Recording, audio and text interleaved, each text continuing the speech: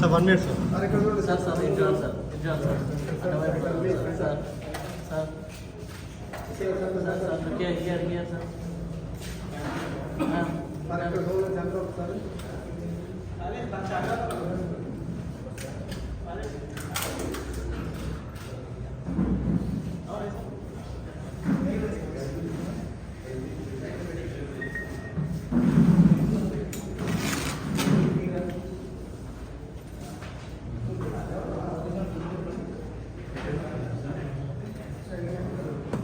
Okay 15 years back మేము quality chart start చేయడం జరిగింది. ఈ 15 yearsలో మేము కొన్ని వేల మంది స్టూడెంట్స్కి ట్రైనింగ్ అండ్ ప్లేస్మెంట్ ఇవ్వడం జరిగింది. బేసికల్లీ వేరే స్కిల్ డెవలప్మెంట్ కంపెనీ. సో మా మెయిన్ మోటో ఏంటంటే ఎవరైతే స్టూడెంట్స్ డిగ్రీ ఆర్ బీటెక్ చదువుతున్నారో వీళ్లకు డిగ్రీ ఆర్ బీటెక్ చదువుతున్నారు వీళ్ళకి చాలా స్కిల్స్ గ్యాప్ అనేది ఉంటుంది. ఈ 15 సంవత్సరాలుగా ఏదైనా చదువుతున్న స్టూడెంట్స్ కానీ, కెరీర్లో గ్యాప్ వచ్చిన వాళ్ళు కానీ, ఐటీలో వర్క్ చేస్తున్న వాళ్ళు కానీ, ఈవెన్ నాన్ ఐటీలో వర్క్ చేస్తున్న వాళ్ళు కానీ, వీళ్ళు రైట్ స్కిల్ నేర్చుకుని వాళ్ళ కెరీర్లో నెక్స్ట్ లెవెల్కి వెళ్ళడానికి మేము గత 15 సంవత్సరాలుగా ట్రైన్ చేస్తున్నాము. సో టెక్నాలజీ ఫీల్డ్ అనేది ఎప్పుడు చేంజ్ అయ్యేది, నిరంతరం టెక్నాలజీ ఫీల్డ్ అనేది చేంజ్ అవుతూ ఉంటుంది. మనం 1980sలో ఐటీ ఇండస్ట్రీ ఒకలా ఉంది, 1990sలో ఐటీ ఇండస్ట్రీ ఒకలా ఉంది. అంటే 1980sలో ఎవరైనా సిలికాన్ వ్యాలీ వెళ్ళి గూగుల్, సిస్కో లాంటి కంపెనీస్ చూస్తే ఒక చిన్న రూమ్లో ఆపరేట్ అయ్యాడు.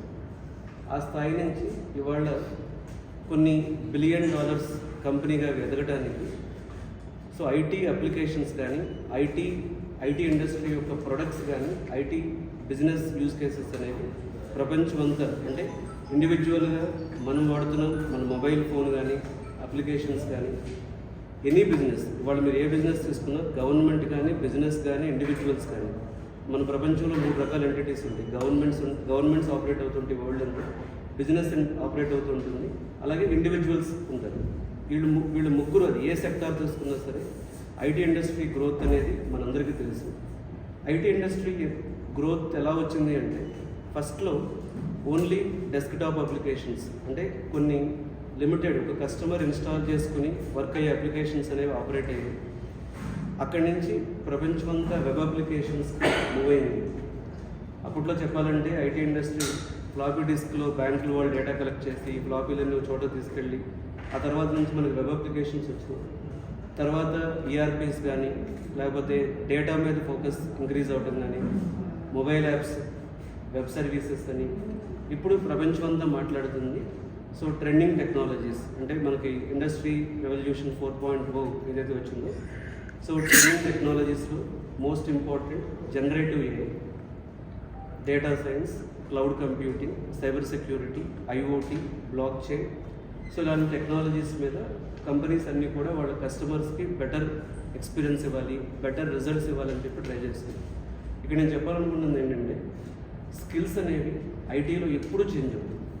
సో ఐటీ ఇండస్ట్రీకి లేకపోతే మిగతా ఇండస్ట్రీస్కి ఉన్న మెయిన్ డిఫరెన్స్ ఏంటంటే ప్రతి ఇండస్ట్రీలో స్కిల్స్ చేంజ్ అవుతుంది. ఫర్ ఎగ్జాంపుల్ మనం లైక్ ఒక ఫార్మా కానీ తీసుకుంటే కొన్ని 5 yearsకి 10 yearsకి చేంజెస్ వస్తూ ఉంటాయి. బట్ ఐటీలో చాలా ర్యాపిడ్ చేంజెస్, కొత్త టెక్నాలజీస్ని ప్రపంచం అడాప్ట్ చేస్తున్నప్పుడు చాలా ర్యాపిడ్ చేంజెస్ అనేవి వస్తూ ఉంటాయి.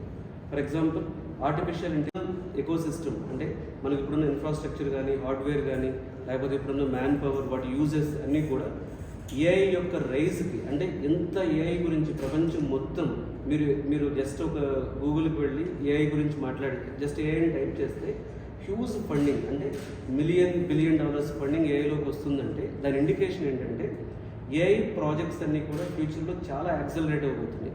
మీరు కొన్ని కంపెనీస్ తీసుకుంటే వాళ్ళ మ్యాన్ పవర్ మొత్తాన్ని ఏఐలో ట్రైన్ చేయాలని చెప్పి పాలసీస్, ఇప్పుడు మీరు టీసీఎస్కి వెళ్ళినా సరే they have a very clear cut policies that AI అనేది because every business CEO they are anticipating. So ఇప్పుడు మన సర్వే ప్రకారం ఇండియాలో ఓన్లీ 2% ఆఫ్ ఎగ్జిక్యూటివ్స్ అంటే CEO level people 2% of CEO level people మాత్రమే ఏఐ అడాప్షన్ అనేది చేశారు. కానీ మిగతా వాళ్ళందరికీ కూడా అంటే ఒక CEO లెవెల్ నుంచి ఒక ఫ్రెషర్, కాలేజీలో చదివే ఫ్రెషర్ లెవెల్ వరకు యూ నేమ్ వాళ్ళు ప్రజెంట్ ఏ టెక్నాలజీలో వర్క్ చేస్తున్నా, వాళ్ళు ఏ పొజిషన్లో వర్క్ చేస్తున్నా, వాళ్ళు ఏఐ వాడి వాళ్ళ కస్టమర్ బేస్ ఏంటి, వాళ్ళ కస్టమర్స్కి ఎలాంటి మ్యూజిక్ కావాలనే దాని మీద అల్గారిథమ్స్, ఏఐ అల్గారిథమ్స్ని బిల్డ్ చేసింది. సో మీడియా ఎగ్జాంపుల్ అంటే మీడియాలో ఏఐ ఎందుకు వాడతారంటే చాలా యూస్ కేసెస్ ఉన్నాయి. One of the use case example ఏంటంటే Spotify is AI research analyst. అట్లాగే తిన Priyanka AI course manager. So ఈ ఏఐ కోర్స్ నేర్చుకునేటప్పుడు వాళ్ళకి వచ్చే డౌట్స్ కానీ వాళ్ళ ఎలిజిబిలిటీ కానీ ప్రతిదీ కూడా ప్రియాంక చూస్తారు. సో వాళ్ళ వెబ్సైట్కి రిజిస్టర్ అయిన తర్వాత ప్రియాంక వాళ్ళతో మాట్లాడి సో ఏఐ మొత్తం ప్రోగ్రామ్ ఎక్స్ప్లెయిన్ చేయడం అనేది తను చూస్తారు.